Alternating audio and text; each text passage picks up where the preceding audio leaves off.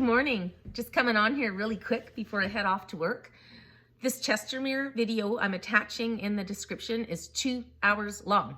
So I hope you have some free time coming up, because every little detail is so important and will enlighten you as to how the infiltration of our towns and villages and cities has begun and how deeply rooted it is. And so what one of the gentlemen says, Dale, at the end is, if this is allowed to continue, this is going to spread across Canada. This will be our future, where they are literally making laws to keep secrets and hide things and keep it hidden. They didn't touch much on looking at their title of that Rumble video, the CARES project. It kind of alludes that they're going to talk about the trafficking and coots. And I just want to tell you, I listened to the whole 2-hour video, except at the beginning I sort of sped up, so maybe I missed something, but they don't touch on it much. But I urge you to watch it anyway, because what you're going to learn about the whole him being unseated and the proof of them, the way he was going to have the RCMP fired and new ones brought in, and they got wind of that. He provides receipts for when the RCMP accidentally emailed somebody from the Chestermere city member who forwarded it to Jeff that they were illegally going to, they were looking for ways to arrest him unlawfully, to unseat him. Oh boy, it's like rats, and they're just it's gonna be interesting to see what happens with this, because they're gonna try and block on so many ways, and it's getting loud, and we need to keep this going. Okay, so enjoy, just watch it in chunks. I'm sure I missed a few things, but it's a good one. Just listen to it while you're getting ready or having tea or after dinner. Okay, God bless. Got a long ways to go. Woo! Advice from our legal counsel. We had asked for advice from our legislative services manager, and this other fellow was there. So he would never provide us any advice, which we found was odd. But he was there at that period in time, and then on December 4th, Rick McIver made him the counsel, and he removed us, the 4 of us, and he stopped the other 3 from being able to do their duties. But they were still being employed, though, still getting paid. And he installed this single person as the counsel. So this person, Doug O'Gore, would then motion a certain activity, and then he would raise his hand and say, "I agree." And that would be the whole council, as he's doing it all one person. So, well, he is probably just reporting back to Rick. It's probably my guess. Yeah. They So, have an agenda, can I and ask they you? Sorry, Jeff, can I ask you a question? I see here in the comments, Allison is saying, Danielle Smith, you better not be covering this up. I don't see how Danielle Smith could be involved in any of this, but she must at least be aware. So I believe that, as a leader, you're obviously, it's not like every city is going through what we're going through. Now, right. Rick, I've found out, is actually influencing some other cities negatively, since people started contacting me. And a lot of councillors are intimidated by his actions. But yes, so I would think that Danielle Smith should be paying attention to this, because the things that we've alleged are concerning. What has been brought forth about Rick McIver's conflict of interest is very concerning. On that basis alone, every single thing should be thrown out. You just don't do that stuff. And I would expect these people, Rick McIver, their lawyers, whoever, that they should have been on top of this day one. And so I would like to think that they would be smart. So I would like to think they probably did give him that advice. And the question is, why in the world would Rick McIver not listen to it? That's a very good question. That is the question. So he's pushing back against, he's pushing back against everybody, saying, "What are you doing, Rick? You can't be involved. What are you doing?" And no, Rick knows best. It's very black and white. And that's stark. So should Danielle Smith pay attention to it? Yes, she should. I think everybody should pay attention to this, and before we close down here, because this sets a very dangerous precedent.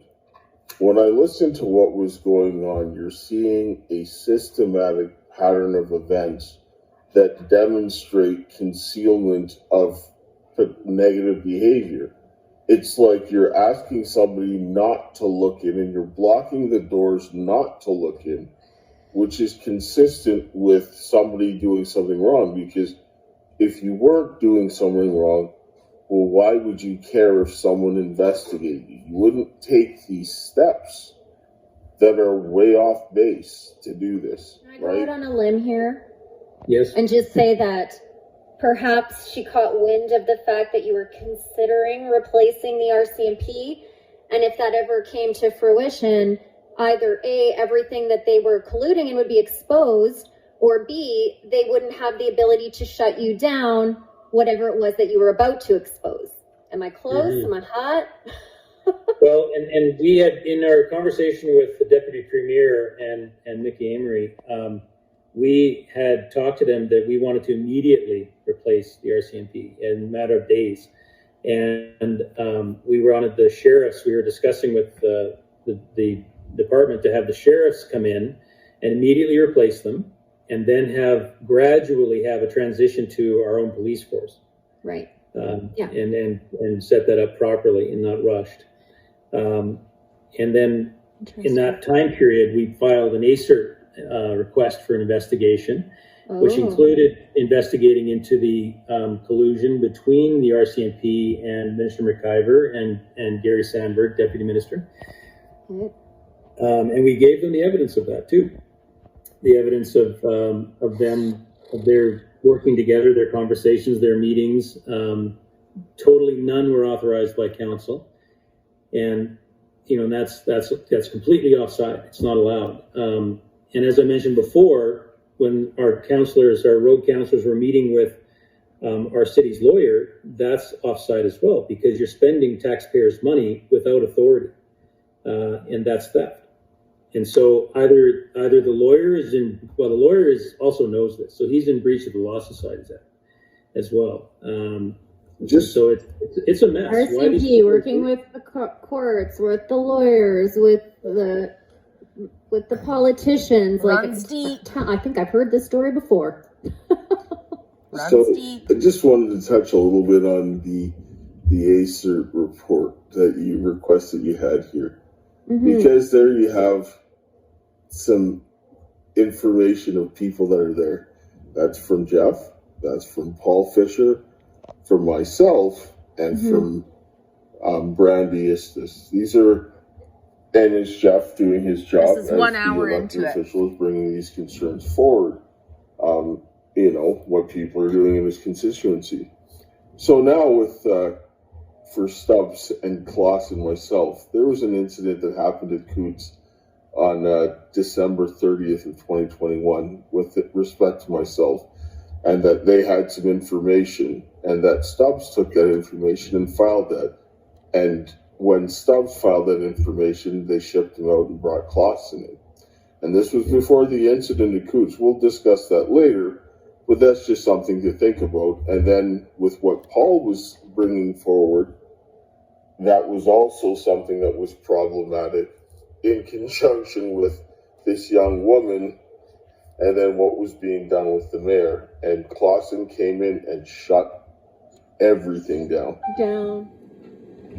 Yeah, I'm a mechanical engineering technologist. I have a Bachelor of Technology, majoring in engineering applied sciences, and I pioneered some research into HVAC infection controls for the COVID pandemic, and I uncovered a delivery system for biological weapons designed to look like a random outbreak, and so that's what I uncovered in early spring of 2020.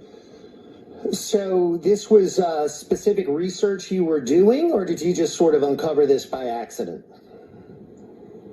Well, I was doing research during the course of my degree, and I was also doing some work for some dental clinics in Saskatchewan. And when I was given the guidelines that were issued by the Saskatchewan Health Authority that originated from the CDC, I looked at them and I was just like, this is never going to work, and began to dig deeper and saw that this was appearing in other jurisdictions in exactly the same manner, in a manner that they would never be able to work.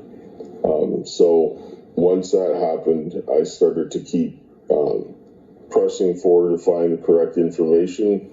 And when I did, I could see that it was deliberately done, and it was impossible for them to make those things work.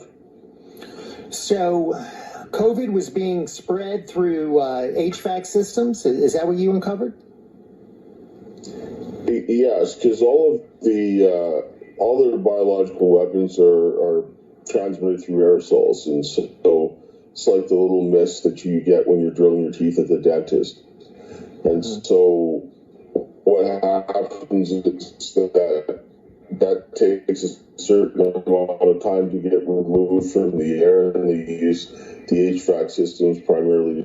So the engineering controls, so that you would never be able to know whether it was working or not. This explains why the doctors like Dr. Peter McCullough and so forth were finding these hot spots. So you wouldn't be able to tell if your system worked or not. So the distribution of the biological weapon would look random. So when you made your discovery, did you contact officials in Canada to say, hey, you need to take a look at this?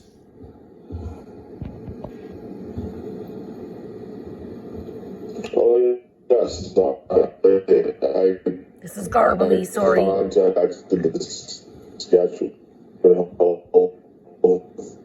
Keep listening. It fixes itself in a sec.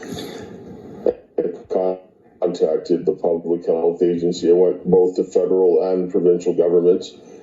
So I've been contacted by the FBI, and they were to let me bring any more evidence. So I took them to court. And on July 23rd, 2020, instead of letting me go into the court, I was promptly arrested, and my daughter was arrested, and I was taken to a Saskatchewan Health Authority facility, strapped to a bed and drugged against my will, and interrogated about the same thing that I made the criminal complaints for. Because a delivery system for a biological weapon. Dale, you were getting ready to uncover, expose this information, and before you could get to court, you were arrested, drugged, and imprisoned?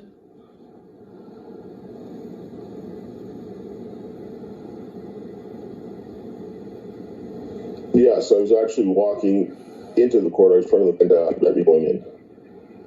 Okay. And how long were you held against your will, Dale? Close to 3 weeks. And so forth. My daughter was taken to another facility on the guidance of COVID, and she was also interrogated for the same thing, because we presented treason.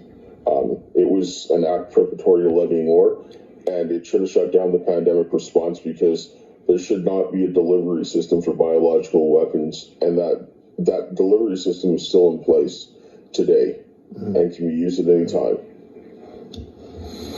So, did any official in Canada or anyone that you talked to embrace your information or try to help people with the information you uncovered, or did they just try to silence you?